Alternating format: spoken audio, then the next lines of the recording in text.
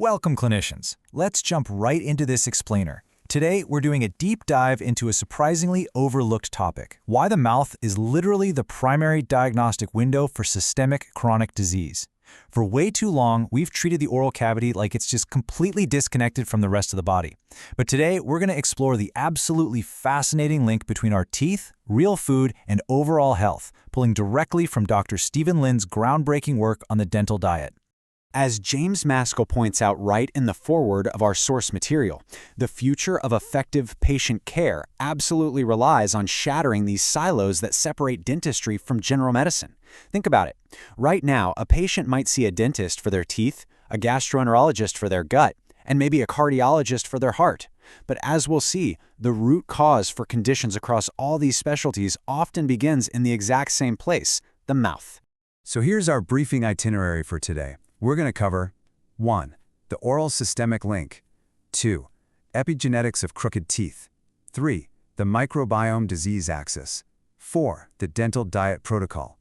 5. Transitioning, swaps, and meal plan. And finally, 6. Integrated patient management. Let's get to it. Starting off with Section 1, the oral systemic link. We really need to reframe the mouth. It's not just some isolated anatomical feature, it's the proverbial canary in the coal mine for a patient's overall wellness. Just take a look at the sheer breadth of systemic chronic conditions intimately linked to bacterial imbalances originating right in the mouth. When your patient has gum disease, that bacterial dysbiosis doesn't just stay local. No way. The research correlates periodontal issues with type 2 diabetes, Alzheimer's, rheumatoid arthritis, and cardiovascular disease. In fact, there's a tragic case study in our sources about a man named Norman who passed away from heart surgery complications after a lifetime of severe dental disease. It's a really stark reminder of how oral infections literally compromise the entire system. Moving on to Section 2, the epigenetics of crooked teeth. Let's look at the physical evidence and see how this builds into an epigenetic model for modern malocclusion. Okay, look closely at this comparison. It brilliantly illustrates how crooked teeth are actually a profound skeletal and postural problem. We tend to think of crowding as just a cosmetic issue, right? But it actually indicates poor growth of the upper and lower jaw bones. And here's the kicker. This underdeveloped skeletal base actually encroaches on the patient's airways. It leads to mouth breathing, slumped posture, and a compromised ability to metabolize oxygen. It is absolutely a structural issue, not just an aesthetic one. Which brings up a fascinating question. If you look at the human fossil record, why did dental crowding and rapid jaw underdevelopment only become prevalent after modern processed foods entered society? For thousands of years, our ancestors had perfectly straight teeth and wide dental arches. But jump to the Industrial Revolution, roughly 200 to 300 years ago, and boom, suddenly we see an explosion of malocclusion and impacted wisdom teeth. Anthropologists literally call it the malady of civilization. The answer lies in epigenetics. The human skeletal system intelligently and reactively adjusts to the lack of developmental chewing and the missing nutrients found in modern diets. As Dr. Dave Singh points out, think of the body like it's building a house. It builds the foundation, the jaw, first, based on the materials and the physical stimulus it gets. If the jaw ends up misshapen because of a soft, nutrient-poor diet, well, the teeth are installed last.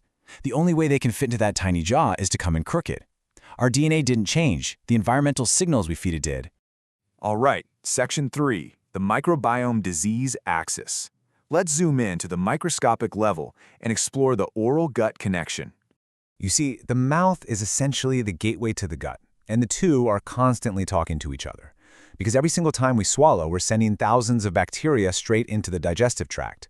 So microbial dysbiosis in the mouth directly cascades into systemic inflammatory responses in the gut. When the bad, fast-metabolizing bacteria overrun the good ones in the mouth, that exact same imbalance is mirrored in the digestive system, contributing to conditions like allergies, obesity, and autoimmune disorders. So the crucial takeaway here is that modern diets, loaded with simple carbs and refined sugars, feed these fast-metabolizing bacteria that cause tooth decay and gut dysfunction. We're sending bacteria like Streptococcus mutans into an absolute feeding frenzy. On the flip side, ancestral fiber-rich diets support the slow metabolizers. Those are the good guys that maintain homeostasis, turning complex carbs and fiber into beneficial short-chain fatty acids. Let's move to Section 4, the dental diet protocol. It is time to get in front of the disease. In our patient management, we absolutely must pivot from simply treating symptoms like filling cavities after they're already there to providing clinical nutritional interventions. A successful integrated approach requires reintroducing fat-soluble vitamins, specifically A, D, and K2, to support mineral balance. These are almost completely missing from the modern low-fat diet, but they're essential. Vitamin D helps absorb calcium, and K2 directs it right into the teeth and bones where it belongs. Without them, the immune system inside our teeth just can't fight off decay. Add in daily habits like heavy mastication of whole foods and nasal breathing, and you're actually physically shaping the air weight and facial structure over time. Looking at Dr. Lin's food pyramid, you can see how patient meals should be heavily weighted toward prebiotics and quality fats.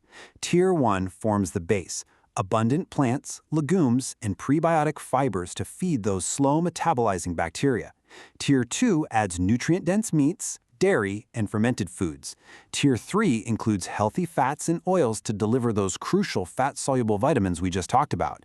And finally, Tier 4 strictly limits grains and high-fructose fruits. Which brings us to Section 5, transitioning. Let's talk about real-world swaps and the meal plan. Because look, knowledge is only powerful if your patients can actually apply it in the grocery store. We can guide them through super simple everyday swaps, like replacing inflammatory vegetable oils and margarine with butter, olive oil, or coconut oil to get those essential vitamins. We want to help them swap refined grains and pasta for root veggies, beans, and lentils. And absolutely the most important one, swapping processed sugar for natural fats and proteins to stabilize their microbial population. To help with this, here's a straightforward 40-day meal plan strategy. Step 1 removes the processed foods, sugars, and white flour. Now, a quick heads up.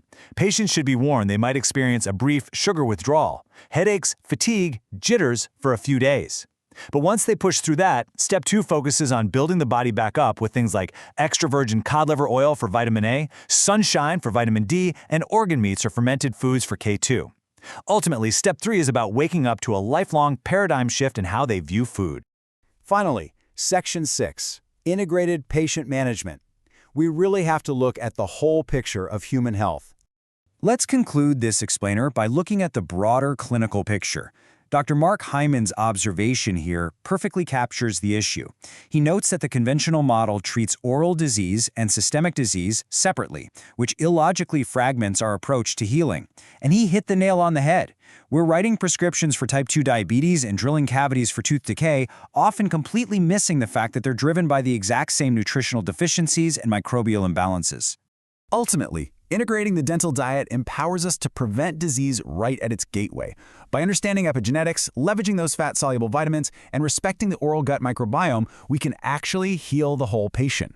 Which leaves us with one vital question. As clinicians, will you continue to just drill the cavities and treat the symptoms, or are you ready to finally treat the system? Thanks for joining me for this briefing, and let's go change the trajectory of healthcare.